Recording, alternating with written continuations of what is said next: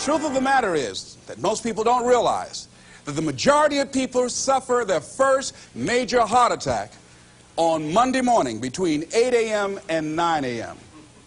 People getting ready to go to jobs that they don't like, jobs that are making them sick. What is it that you could love doing 7 days a week that'll bring a smile to your face? Think about that. You've got to start saying yes to your life. You've got to start saying yes to your dreams, yes to your unfolding future, yes to your potential.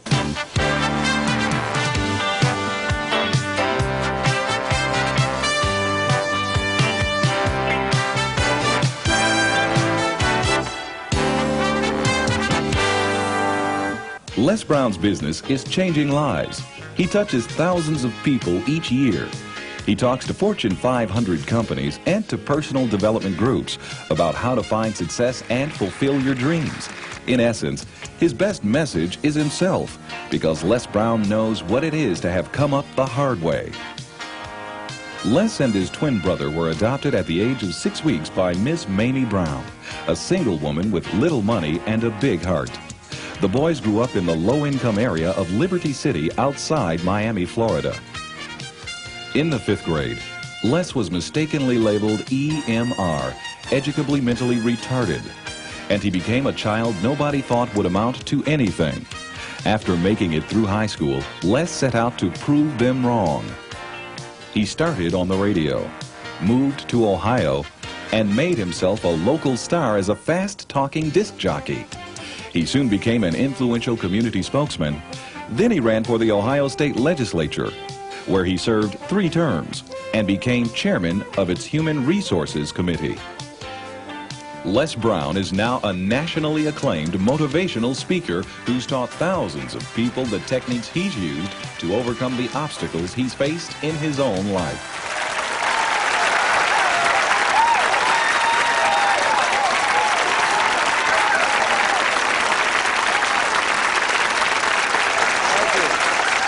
Thank you very much. Thank you. You guys look like you're ready. Repeat after me, please. This is my decade. This is my decade. You know, every year I used to say, this is my year. But ladies and gentlemen, one good year won't be enough for me. How many of you can use a good decade? Raise your hands, please. Fantastic. All right, now, here's what I want to do. I want to share with you how you can begin to make this your decade. How many of you know within yourself, if you ask yourself the question, have I done all that I'm capable of doing or being and living up to my potential, how many of you have to really answer, no, I have not done all that I can do? Raise your hands, please. Okay, very good. Now, here's what we know.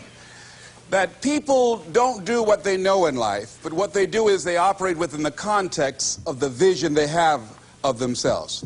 So what I want to share with you is how to begin to get a larger vision of yourself and how to begin to make this your decade.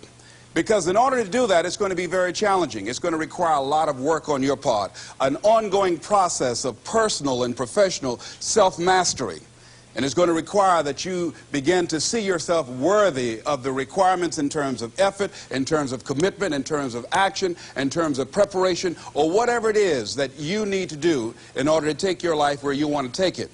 So one of the first things I ask you to do is I want you to look at your life right now and think about something that's important to you, something that gives your life a sense of value. Think about something that you'd like to have, or something you'd like to create for you or your family or for society. I want you to hold this thought in mind. Now, one of the first things I want you to do is don't worry about the inner conversation that you're going to have. Don't worry about how you're going to do it.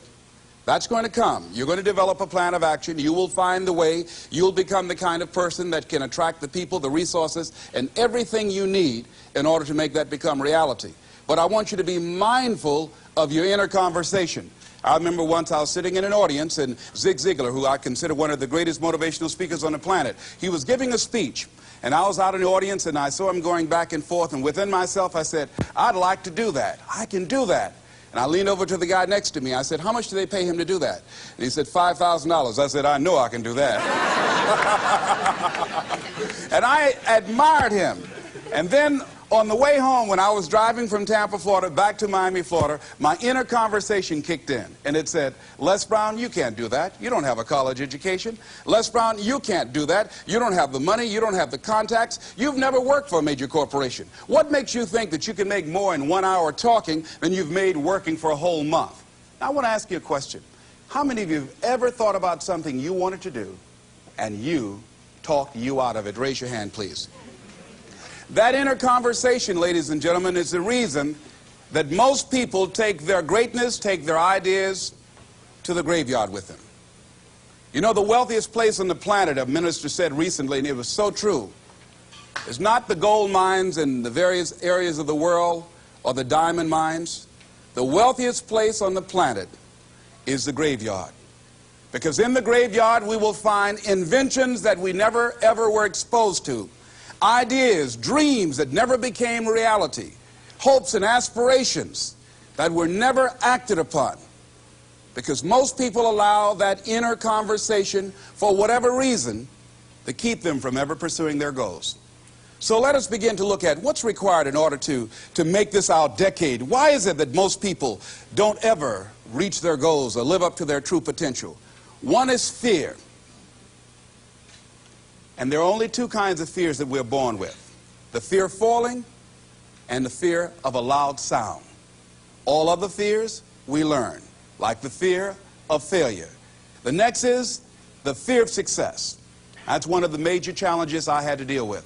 I was working on a major project, and after it began to grow and it was extremely successful, I panicked and I walked away from it and gave it to someone else because I didn't believe that I could handle it.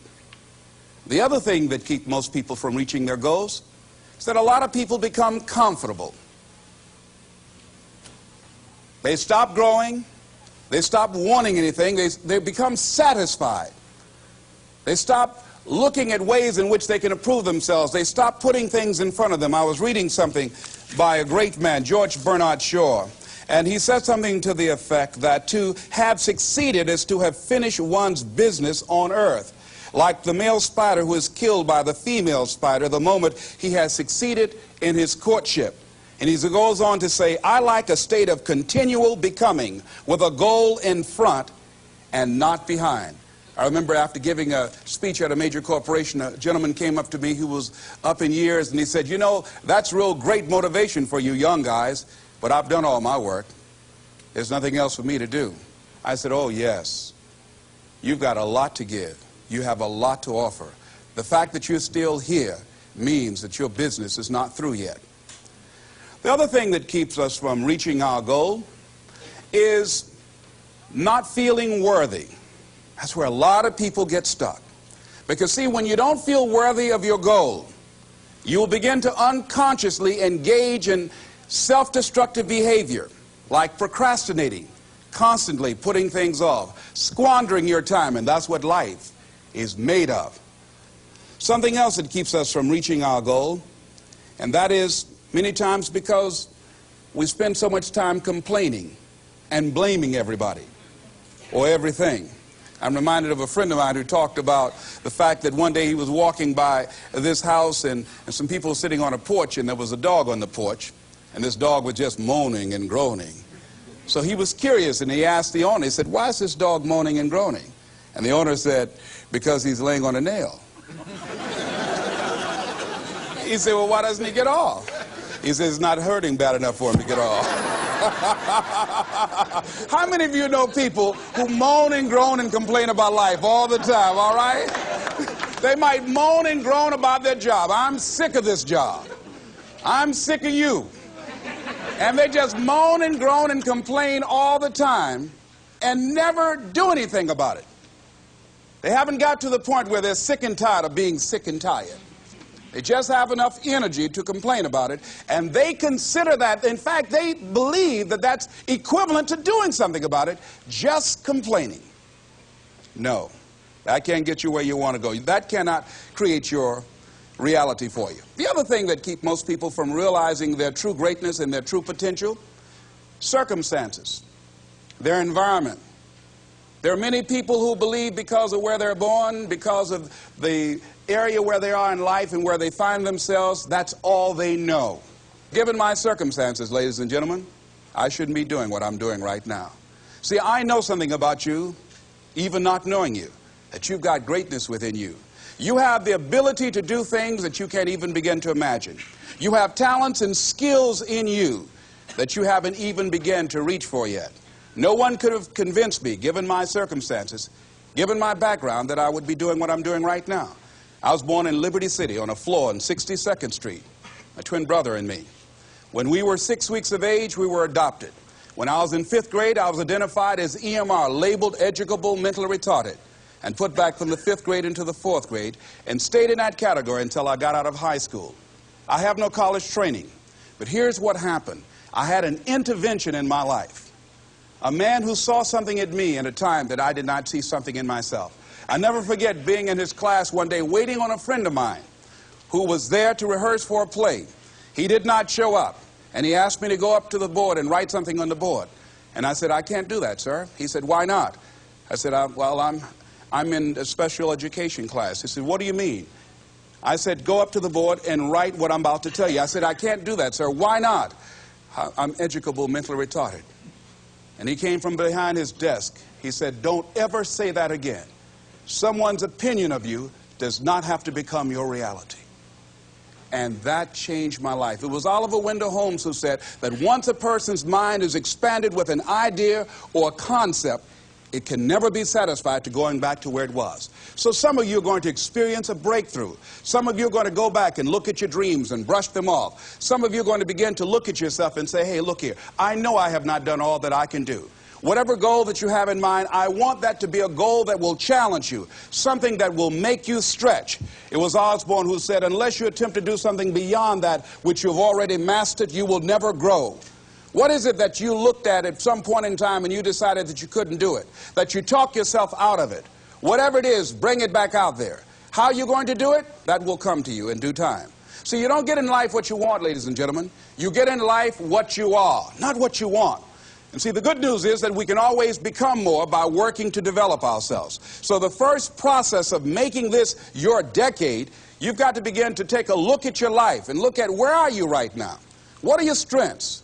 What are your weaknesses? What gives your life a sense of fulfillment, a sense of joy? What does a full, rich life means to you? What is it that you could love doing 7 days a week that'll bring a smile to your face? Think about that. In all the areas of your life, your professional life, your personal life, your family life, your spiritual life, what is it that you'd like to have? Once you begin to determine that, that takes you to the next step.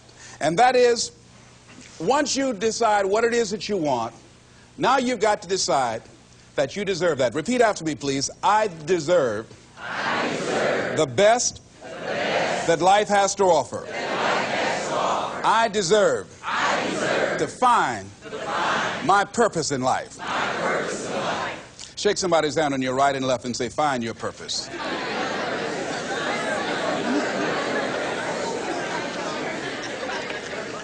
Do you know by actively pursuing your purpose, it could perhaps extend your life? The number one killer in this country of all the diseases we have, heart disease. That's the number one killer. And if you ask most people, when is it that the majority of people have their first major heart attack? Some people will tell you as a result of obesity, or smoking cigarettes, or high cholesterol, or high blood pressure. And all of those are contributing factors. However, the truth of the matter is that most people don't realize that the majority of people suffer their first major heart attack on Monday morning between 8 a.m. and 9 a.m. People getting ready to go to jobs that they don't like, jobs that are making them sick. You see, when you're not pursuing your goal, you are literally committing spiritual suicide. When you have some goal out here that you're stretching for and reaching for that takes you out of your comfort zone, you'll find out some talents and abilities you have that you didn't know you have. I started speaking just to elementary school kids because I knew they didn't know what I was talking about. And they gave me all kind of standing ovation. We like you, yeah. Then I graduated up to junior high school, and then to senior high school, and then to various community groups and church groups and civic associations, and then to colleges and to businesses. Now I'm traveling across the country and then traveling nationally and internationally. But I never would have discovered what I'm able to do right now if I wasn't willing to take a chance. And you've got to be willing to do that. You've got to believe in yourself. I was doing work for a major corporation, and they were having a major downsizing. Just another terminology for major firings. And so the people that were working there, they approached them and said, listen, you are eligible for early retirement. We will give you a buyout package of $300,000 if you take it within this time frame. However, after this time frame, when we have the downsizing, you might be among the people cut, and you will lose all of the benefits that we're talking about right now, and the most you can get is 2 weeks severance pay. Ladies and gentlemen, only 50% of the people that were eligible took this. Let me tell you something. If I'd been there, I'd have gone to ask for your check. Listen, Marvin told me to get his check. He's home with his mama. What?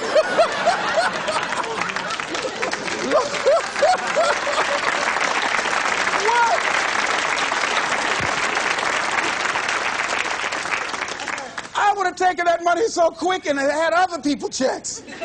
They said, Les got your check. See, ladies and gentlemen, life is too short trying to play it safe. It's too short and unpredictable, being miserable. It's too short for that. Here's the thing. There's no safe position in life. Let me tell you why. It's a quiet secret that most people don't realize. You can't get out of life alive. Hello, you can't get out of life alive. So there's no safe position. You can die in the bleachers or you can die on the field.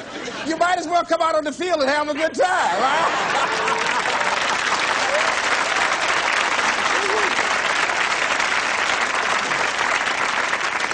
So if you want to make this your decade, you've got to decide to be bold. See, you got to be bold in life. You got to take life on. I remember I was at a major corporation. I had to give a presentation, and there were two guys sitting across from me, and the guy said to the other fellow, looking at the last two finalists, and that involved my firm and their firm, said, listen, looking at the credentials, this guy doesn't have any credentials. We have an advantage here. We've got 2 PhDs between us. I got up and I went in the bathroom and started talking to myself. I said, Les Brown, what do you care about their 2 PhDs? You have 6 children and a mama to take care of. And I went in that meeting, and first of all, I went there walking bold, looking good, feeling good, and smelling good, all right?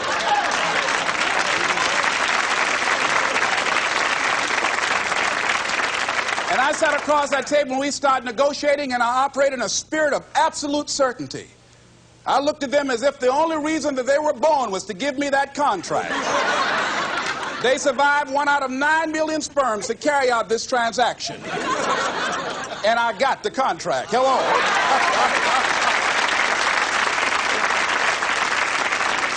So you've got to decide to be bold. Most people go through life trying to creep. No, no, no. Trying to be casual about it. No, no, no. You go through life being casual, you'll end up a casualty. No. You've got to be bold in life. You've got to take life on. Now, here's something else. You must be positive. See, a lot of people, when things don't happen when they want it to happen, they become negative, and they turn out and start projecting a lot of negative energy. No, no. You've got to make a conscious, deliberate, determined effort to be positive. Because, see, when you know within yourself things are going to work out for you, when you know within yourself that some way, somehow, you're going to make it, and these are just some of the hoops you've got to flip through in order to get there, it's okay. Have a friend who went to get a job, and the people didn't hire him. He was so negative. Well, hey, to hell with you then. Wait a minute. They just don't have a job today. Don't burn your bridges behind you. Don't talk about the guy's mama. Come on. All right? Oh. Now, here's the last thing. If you want to reach your goal and have the competitive edge, you've got to be hungry. A lot of people love me to tell this story. When I got out of school, you know, my first major goal was to buy my mother a home, and my hero in broadcasting was Paul Harvey, and I wanted to become involved in broadcasting, and I loved the disc jockeys that were on the air.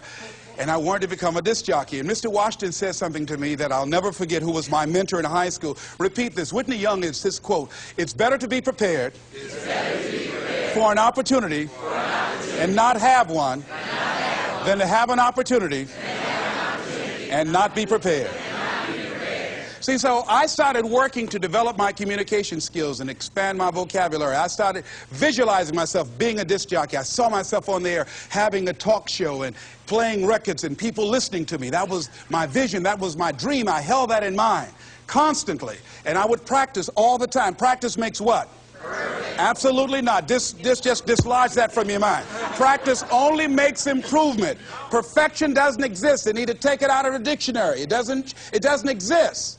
Practice only makes improvement. You can always better your best. You have not done your best work yet. As long as you're here, you have a chance to transcend yourself. So don't believe in perfection. It doesn't exist. It only makes improvement. So I would practice every day, every day, every day. And finally, I went over to this radio station, asked a guy for a job named Mr. Butterwall, and I said, how you doing, sir? I'd like to get a job. I was working on Miami Beach at the Fontainebleau Hotel at the time. The Jackie Gleason and the June Taylor dances were famous.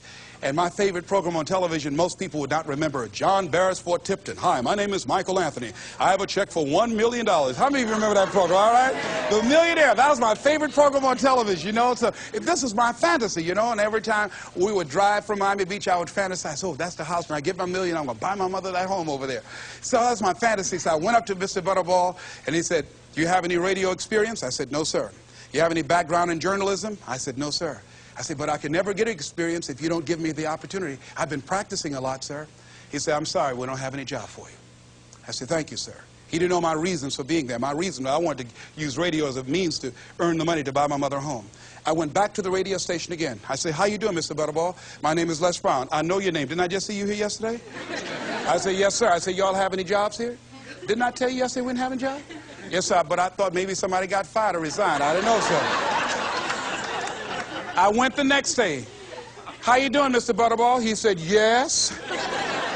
And I just didn't take it personal. How you doing? So y'all have any jobs here? Didn't I just tell you yesterday and the day before we didn't have any work? Well, I thought maybe somebody died, sir. I didn't know. I went the next day, showed up like nothing was wrong, like I saw him for the first time. How you doing, Mr. Butterball? Y'all having it? He said, boy, make yourself useful. Go get me some food. I said, yes, sir. See, many times when you want more, you've got to be willing to pay your dues. So I became their errand boy. I would get their lunch and their dinner and all kind of food for them. After a while, I would take the food to them in the control room, and I would not leave until they would ask me to, and I'd watch them working the controls, and I'd memorize their hand movements. And pretty soon, they would trust me with their cars to go pick up entertainers that came into town, entertainers like Sam Cooke, Dinah Ross and the Supremes, the Four Tops and the Temptations. I would drive them all over Miami Beach in the disc jockeys' cars. I didn't have any driver's license, but I was driving like I had some.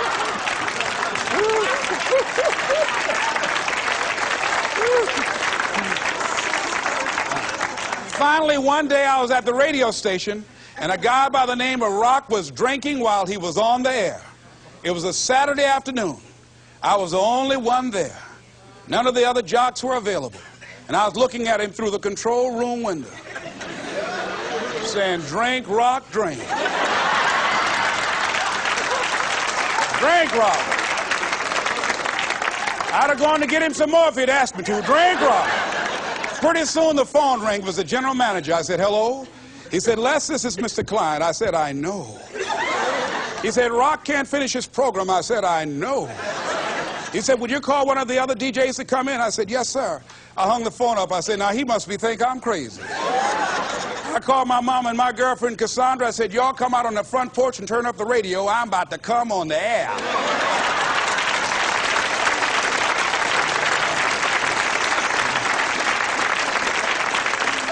I waited for about 20 minutes, and I called him back. I said, Mr. Klein, I can't find nobody. He said, young boy, do you know how to segue the records? I said, yes, sir. He said, go in there and don't say nothing here. I said, yes, sir. I couldn't wait to get behind those controls. I put the headphones on. I said, look out, this is me, LB, Triple P, Les Brown, your platter playing papa. There were none before me, and there will be none after me. Therefore, that makes me the one and only. Young and single and love to mingle, certified, bona fide, indubitably qualified to bring you satisfaction, whole lot of action. Look out, baby, I'm your love man. I was hungry.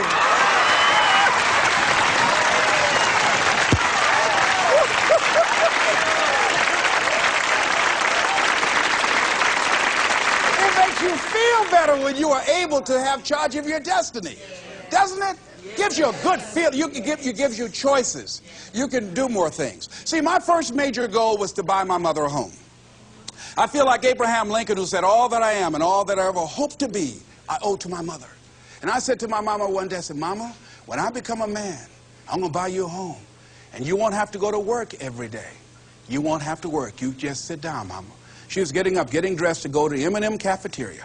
I was just following her around. I said, watch, Mama. One day you won't have to leave here to go to work no more. It's raining outside. You won't have to go to work in the rain. You just do what you want to do. Like stay home and fix me sweet potato pie. My mama fixed the kind of sweet potato pie you can't eat with your shoes on. You have to take your shoes off so you can wiggle your toes, all right? But that was my dream. That was my passion. I saw that, and that drove me. That was my reason for being. So one of the things, in order to make this your decade, in order to reach your goals, you've got to find some reasons that make you strong, some reasons that will make you hang in there when times get rough, because they're going to get rough. It's going to be very challenging. Whenever you decide that you want to grow, whenever you decide that you want to go to another level, all hell will break loose. Everything that will happen, rather that can happen, will happen, and at the worst possible moment. They call it Murphy's Law. See, whenever you decide that you want to go to another vibration, it's like when you get into an airplane. The first thing they tell you to do is do what? Fasten your seatbelt. Because you're going to experience some turbulence when you're going up. And some of you are already experiencing that turbulence. Don't be frightened by that. See, whenever you decide you want to go to another level, you've got to fasten your psychological, your mental, and your spiritual seatbelt. Because it's going to be a while before you experience a comfortable altitude. You're going to get there. It's there. But you've got to go through this phase here. This is how you grow. This is how you develop. See, life is like a roller coaster. Sometimes you're up, sometimes you're down. Sometimes things go well, and sometimes they don't go well. But in the down moments, that's when you discover who you are. During the down moments, see, in this prosperous time, you put it in your pocket. In the lean times, you put it in your heart. And that's when you discover who you are. So find 5 reasons that empower you. Why is it that you deserve your goal? What are the 5 reasons that you won't give up when life catches you on the blind side? When the messenger of misery visits you, what are you going to do? What will keep you in the game when life knocks you to the canvas? See, the Buster Douglas that fought in the last fight was not the Buster Douglas that fought Mike Tyson. See, the Buster Douglas that got knocked down while fighting Mike Tyson had gotten out of an alcohol recovery center. His mother had died. His wife was ill with a terminal illness. He was considered a nothing, a bum. So when he got knocked down, Buster Douglas had a reason to get back up, because he said, I'm dedicating this fight to the memory of my mama. But when he fought the last fight that he had, and he got knocked down, and he had a guaranteed $24 million in his pocket, whether he got up or not, he just said, hurry up and count me out.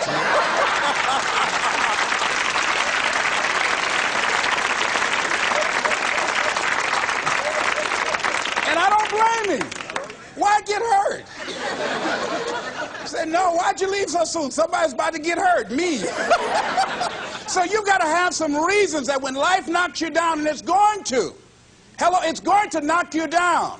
When people disappoint you, and that's going to happen. When they betray you, and that's going to happen. When they lie to you, and that's going to happen. When they say, oh, you can count on me, and they won't show up, and that's going to happen. When you want to throw in the towel and give up yourself, and that's going to happen. When life collapses on you and catch you on the blind side, it drop you to your knees and start choking you. You got a dream? No, I ain't got no dream.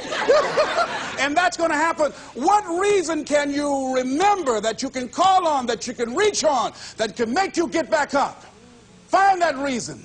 Because when life had knocked me down, I said, life, I'm doing this because I want to make my mama proud of me. I'm doing this because I want my children to have a better life than what I had. I'm doing this because all my life I've been told I'd be a loser, that I wouldn't make it. All my life I heard people say, maybe take them back to the welfare department. I'm doing this to make them a lie. I believe, like Frank Sinatra, he said, the best revenge in life is massive success. I'm doing this so I can become massively successful. And with that kind of courage, with that kind of affirmation and reason to empower me, I got a saying that when life knocks you down, try and land on your back, because if you can look up, you can get up. All right?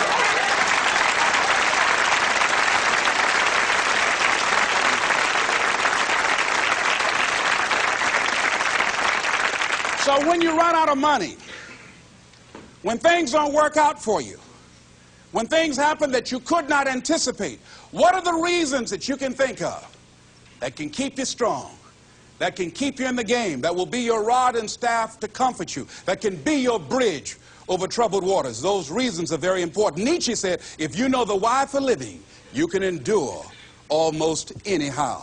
So find out the reasons that you do what you do. Find out the reasons that will make you strong, that will make you walk by faith and not by sight, that will make you pursue your dream when everybody is against you or don't believe in you no more.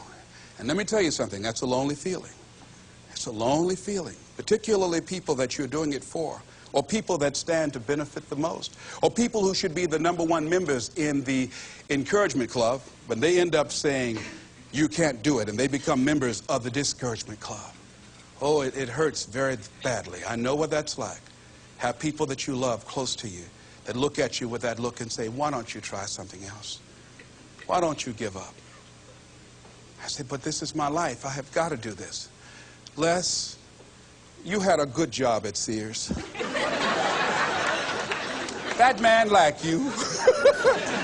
Mama, I can't go back to Sears. I got to be my own boss. I can't do that. I mean, you know, ladies and gentlemen, you know, when you work on a job that's dead end, you can see the ceiling already. It's like going in the middle of a movie. And after you've seen the movie, sitting back through that over again, there's something missing. You know the hero's not going to die. You know what the outcome is already. And so that's why a lot of people, a lady was telling me, she said when she went to work, it felt like a refrigerator fell on her shoulder as soon as she stepped in. Because she knew she'd gone as far as she could go. See, they're paying her just enough to keep her from quitting, and she's worked just hard enough just to keep from getting fired. How many of you know people like that? Raise your hand. One of you didn't raise your hand, you the one. I'll just tease it, all right? Here's something else. Make a commitment to be happy. See, you know, I have you laughing a lot. See, life is too short going through it looking homely, tired, and ugly. Sometimes we take life too seriously. Oh, no. Make a commitment to be happy. Find little things just to get tickled about. And laugh. Find ways to be happy in the moment. A lot of people say, well, I'll be happy when I pay off all my bills. No. I'll be happy when I get my divorce. Oh, no. I'll be happy with the children gone. Oh, no. You want to be happy now. See, there are no guarantees. No one say you're going to be here 2, 3, or 4 years from now. So you want to be happy right now, in the moment. Repeat after me. I must make a commitment. To be happy. Right now. Right now. Is all I got. Shake somebody's hand on your right and left and say, you deserve to be happy.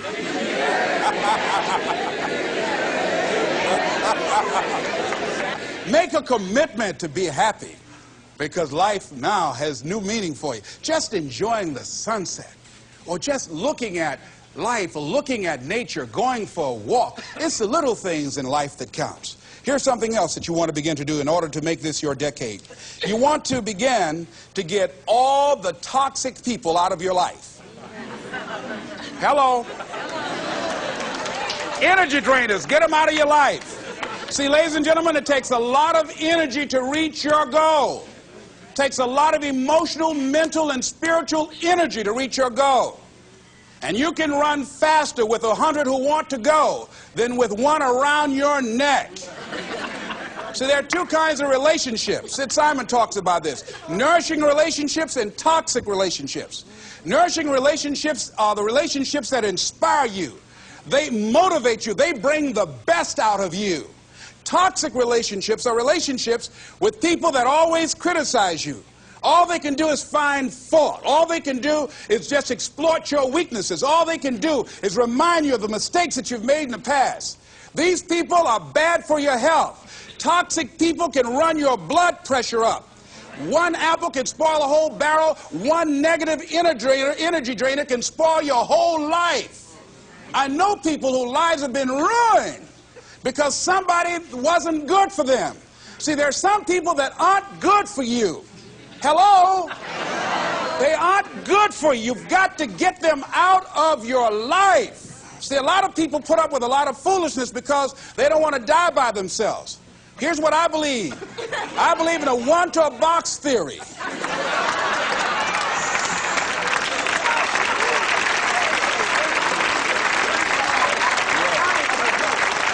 Ask this question of yourself. Make a list of who you communicate with most and ask yourself the question, what kind of person am I becoming because of this relationship? Is it helping me to grow mentally and emotionally and spiritually? Am I becoming a better person because of this relationship? Do they bring out the best in me? Do they inspire me? Do they encourage me to develop my greatness? Do they make me stretch? So you got to look at the people in your life and find out, what kind of person are you becoming because of that relationship? My mother used to say, birds of a feather flock together. You run around with losers, you will end up a loser. Unconsciously, you will pick up their ways, you'll pick up their habits, you'll pick up, most importantly, their attitude about life. If you're around cynical, negative people all the time, you will become cynical and negative. So you got to watch yourself. Many of us are living out the lives of other people, living out their conclusions, living out of their consciousness. The other thing is that you begin to looking at your life and looking at what it is that you want to achieve. Another crucial thing that you must do is align yourself with powerful people. Align yourself with people that can encourage you, people that can empower you, people that you can learn from, people that you can grow from. That's very important. See, if you have people around you that can contribute to your growth. When I wanted to become a speaker, I joined the National Speakers Association. I wanted to be around the Dr. Norman Vincent Peales, the Zig Ziglars, the Dwayne Dyers. I wanted to be around people that were doing what I wanted to do. I wanted to learn from them. And you want to do that too. You want to align yourself with people who think like you, people who dream like you, people who want more out of life, people that are stretching and searching and seeking some higher ground in life. As opposed to the majority of people. Somebody said, always strive to get on top in life because it's the bottom that's overcrowded. And so you don't want to be on the bottom. See, it's easy to be on the bottom. It doesn't take any effort to be a loser. It doesn't take any motivation, any drive in order to stay down there on a low level. But it calls on everything in you, ladies and gentlemen. You have to harness your will to say, I'm going to challenge myself. Sometimes I have to pull myself out of bed and say, come on, Les. Things I know I should do, I don't do. Things I shouldn't do, I do. I found that the biggest enemy you have to deal with is yourself. There's an old African proverb that says, if there's no enemy within, the enemy outside can do us no harm. So think about that.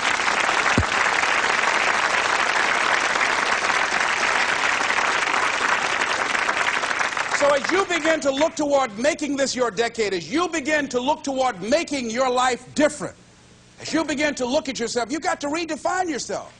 Who are you right now? And who must you become in order to create what you want? What has to change about you? What is it that you're doing right now that would be a liability for you?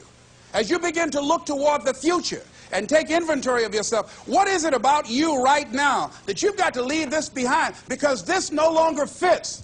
Looking at where you want to go and the kind of person that you must become, the kind of standards that you have for you. What is it that you must do differently? Repeat out to me, please. If you want to keep on getting what you're getting, keep on doing what you're doing. See, that doesn't take an Einstein for that one. All right? It makes sense unless you change your pattern, unless you change the way you're thinking, unless you change your behavior, you're going to continue to produce the results in your life. See, all of us are winners, but some of us are producing results that we don't want.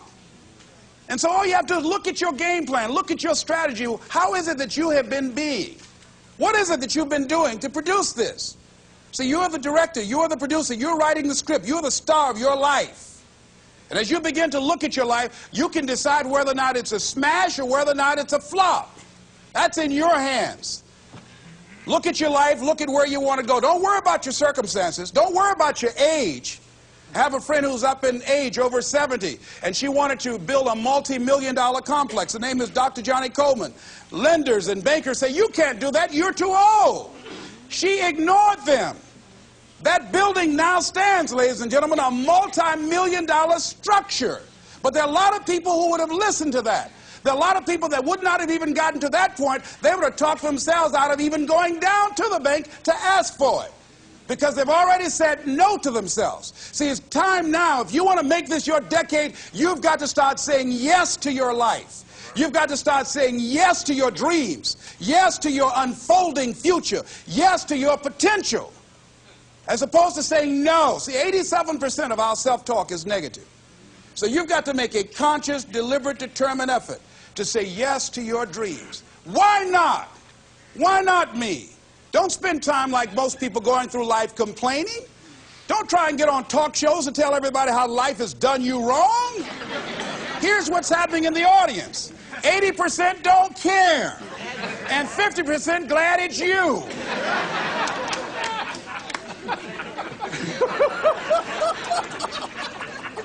All right?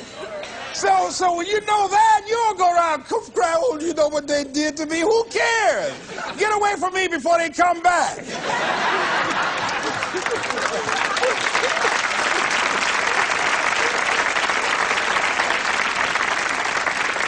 I had a friend of mine that said something that's very important. He said, hey, it doesn't matter what happens to you. The only thing matters, what are you going to do about it? That's all that matters. Okay, life knocked you down. What are you going to do about it? How long are you going to sit there and say, you know what they did to me? How long? Who wants to hear that racket? Use that energy to get up from there and move on and get on with your life. You got to learn to let the past go so you can grow. Many people never act on their dreams because they allow their past experiences to determine what their possibilities are. Whatever you've done in the past, that's not a reflection of your possibilities. That's just a reflection of your consciousness. That's just a reflection of your development and your growth. The future is unfolding for you right now. The future is unlimited for you right now. No one knows where you can go. No one knows what you're capable of or what's possible for you. You don't even know that. I had no idea, ladies and gentlemen. No one could have convinced me that I was able to do this. I'll never forget, I was speaking in Detroit, and a high school friend of mine saw me afterwards, and he was backstage. He said, I can't believe it's the same person. And I thought for a moment, and I said, it's not. The person you know, he's gone. He doesn't live here anymore. We have the power to change our personal history, changing the direction of our lives, changing our thoughts, changing where we want to go, exploring new horizons.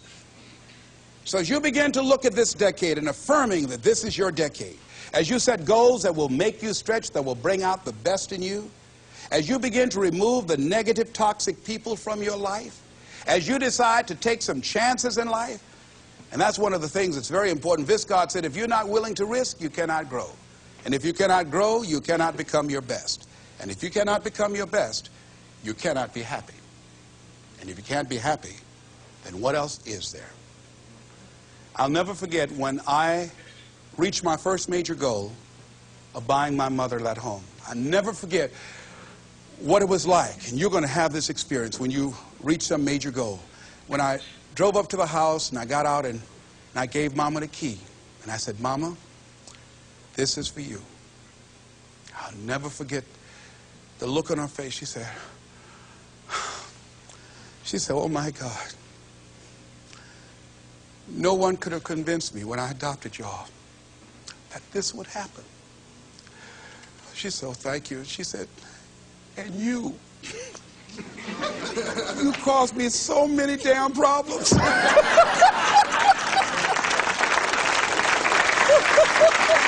was just one of those kids that had a lot of energy. But no one knew what I was going to become. It was a great philosopher, Goethe. He says, look at a man the way that he is, he only becomes worse. But look at him as if he were what he could be, then he becomes what he should be. And what Mr. Washington did was he looked beyond my faults and saw my needs. And he said, I see something in you. And I was there, oh God, I hope he's right. And I want to live up to his expectations. See, no one rises to low expectations. Finally, here's one last thing I'd like to leave with you. If you want to make this your decade, find some cause that you believe in. See, this is my profession, but my greatest joy in life is working with young kids. Every Monday, I fly up to Chicago to work with 600 young kids. at Christ Universal Temple Church, working with them to develop a sense of purpose and direction with their lives. We've developed a training program. If they're addicted to drugs or alcohol, we help them to get into a permanent recovery program. If they're not, we help them to develop a vision of themselves where drugs and alcohol does not fit. I love it when I go into the Cook County Jail and see the look on these young men's faces, the anger and the self-hatred. And then when we leave there, see the difference in them as we begin to touch a spark in them as Mr. Washington touched in me. And you cannot put a dollar price on that. That's my reason for being. What is it that you would like to give the planet? What is it that you'd like to leave here? See, someone paid a price for us to be here. I believe that we live in the greatest country in the world that gives us an opportunity to make a difference in life. We are blessed to have been dropped off on this part of the planet. A friend of mine was in Manila and saw a bumper sticker that said, "Yankee, go home and take me with you." So as you begin to look at your life, decide, what kind of legacy do I want to leave? What kind of statement do you want to make with your life? What 3 things you want said when you die? What contribution do you want to make? I don't know what you want to do. I don't know what you want to achieve with your life. Here's what I know about you, and about you, and about you, and about you. That you have greatness within you. That you have things and gifts and talents that you've been bestowed with. That as you work consciously, making a conscious, deliberate, determined effort to cultivate and bring them out and develop a sense of purpose in knowing that your life can make a difference and decide to make and leave a legacy with your life. I say to you that the planet will never be the same again because you showed up. As you begin to look toward the future and affirm that this is your decade, this is what I'd like to leave with you that I'm known by. It's become my motto. And it says simply this: what do you want to do? My goal is to be the best son that I can be to my mother. My goal is to be the best father that I can be to my children. And my goal is to create a drug-free America, be the best motivator that I can be.